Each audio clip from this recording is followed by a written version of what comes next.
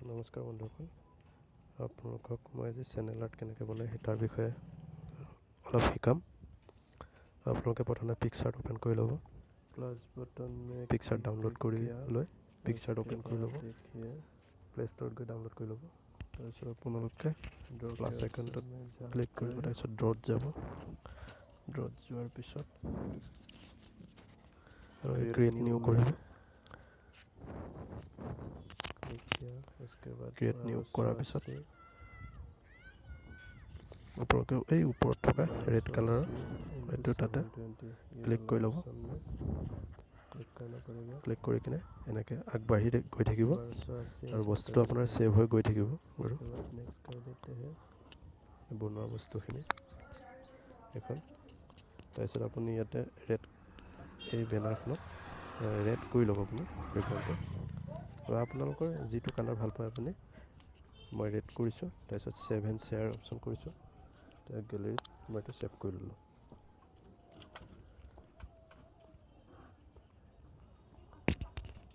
গেলেৰীত save কৰি ল'লোঁ।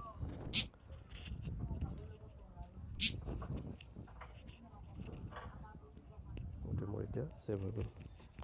তাৰপিছত চেনেল আৰ্ট বনাবলৈ এখন টেমপ্লেটৰ দৰকাৰ হয়। সেইটো টেমপ্লেটখন আপোনালোকে গুগলৰ পৰাও ডাউনলোড কৰিব পাৰিব, নাইবা ইউটিউবৰ পৰাও ডাউনলোড কৰিব পাৰিব। এইখন মোৰ আগতে ছেভ কৰা আছিলে টেমপ্লেটখন। এই টেমপ্লেটখন মই উলিয়াই ল'লোঁ, আৰু এই টেমপ্লেটখন আপোনাৰ ওপৰত একেবাৰে ডাঙৰ চাইজটো টিভিৰ কাৰণে, মাজৰ চাইজটো আপোনাৰ টেবলেটৰ কাৰণে, আৰু একেবাৰে ডাৰ্ক হৈ থকাত চাইজটো 1546x423 কিবা চামথিং, সেইটো আপোনাৰ মোবাইলৰ কাৰণে। মই এইটো এই মোবাইলৰ ডাৰ্ক কালাৰটোত যেন মই ধুনীয়াকৈ দেখা পাওঁ, তাৰ সেইটোত মই আই দি ল'ম। আই দি ল'লে স্পষ্ট হয়।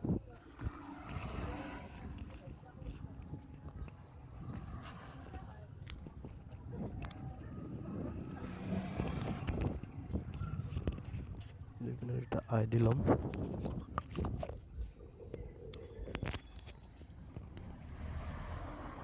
টেক্সটত গৈ কিনে আপুনি আইটো চিলেক্ট কৰি কিনে আইটো লিখি আইটো ইপিনে বহাই ল'ব। ইপিনে যেনেকৈ বহাইছোঁ তেনেকৈ আইটো বহাই ল'ব।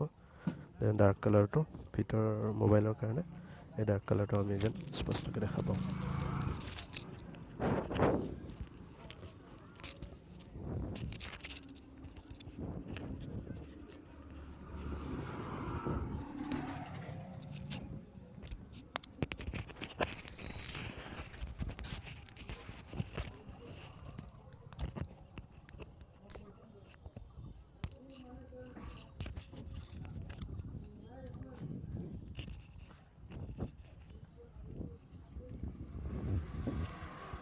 তাৰপিছত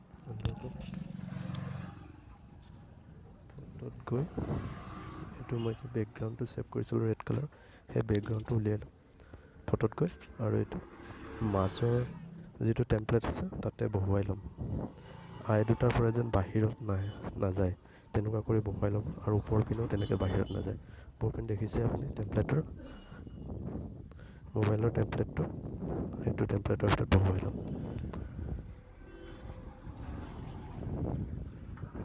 ধুনীয়াকৈ বহাই লওক। বহাই লৈ পিনে শুদ্ধ মাৰ্কত ক্লিক কৰি দিলে হ'ব।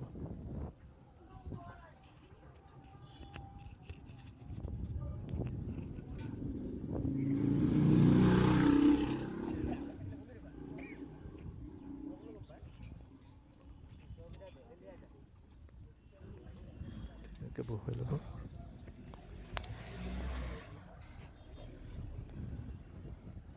বহুৱাই দিয়া হৈ গ'ল। তাৰপিছত শুদ্ধ মাৰ্কত ক্লিক কৰি দিলোঁ।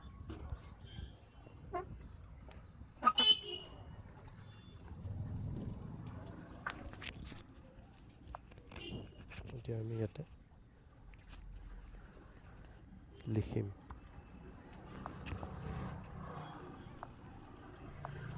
ৰঙা যিটো আছে, যিটো মোবাইল টেমপ্লেটত লিখিলোঁ মই, টেমপ্লেটত ৰেড কালাৰ কৰিলোঁ, সেই টেমপ্লেটটোত লিখিম মাই ইউটিউব চেনেল।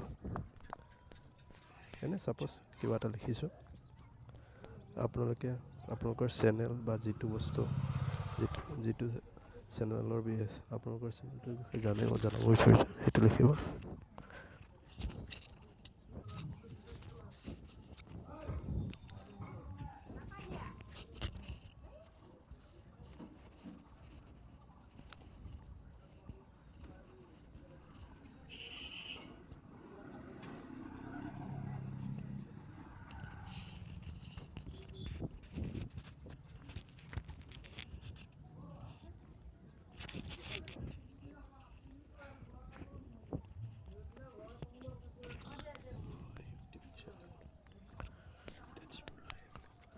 মই ইউটিউব চেনেল লিখাৰ পিছত শুদ্ধ মাৰ্কত ক্লিক কৰি দিলোঁ আৰু এটা টেক্সট মই লিখি লওঁ, তেজপুৰ লাইভ।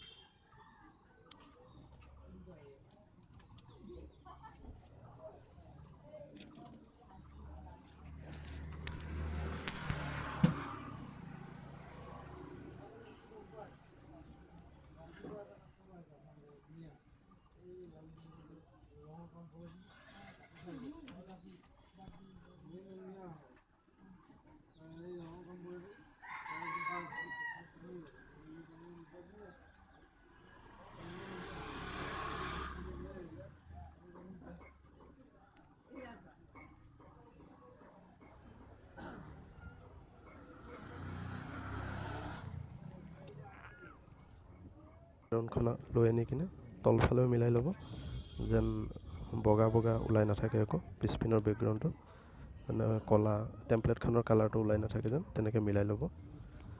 আৰু ওপৰ ফালেও তেনেকৈ মিলাই ল'ব। কাৰেক্ট মাৰ্কত ক্লিক কৰি কিনে ছেভ, কাৰেক্ট মাৰ্কত ক্লিক কৰিলে ছেভ হৈ গৈ থাকে। এইটো ৰঙা ফটোটো এড কৰি ওপৰতো দিম তেনেকৈ লৈ আনিব।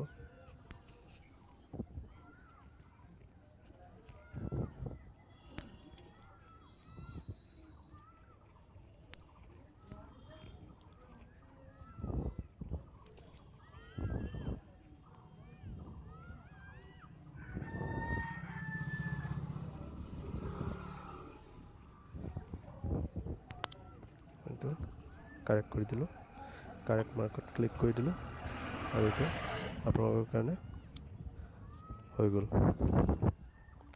চেনেল আৰ্টখন কমপ্লিট হৈ গ'ল। এতিয়া মই গেলেৰীত ছেভ কৰি দিলোঁ এখন। আপোনালোকে এনেকৈ প্ৰথমতে শিকিব, নতুন ইউটিউবাৰসকল যিসকলে নতুনকৈ আহিছে ইউটিউবত। প্ৰথমতে আপোনালোকে লগো, চেনেল আৰ্ট এইবোৰ বনোৱা শিকি লওক, তাৰপিছত লাহে লাহে শিকি থাকিব এটা দুটাকৈ। এইটো গেলেৰীত ডান কৰি দিলোঁ, গেলেৰীত ছেভ হৈ গ'ল। আপোনালোকে গেলেৰীত দেখুৱাব পাৰিলে ভাল হয়।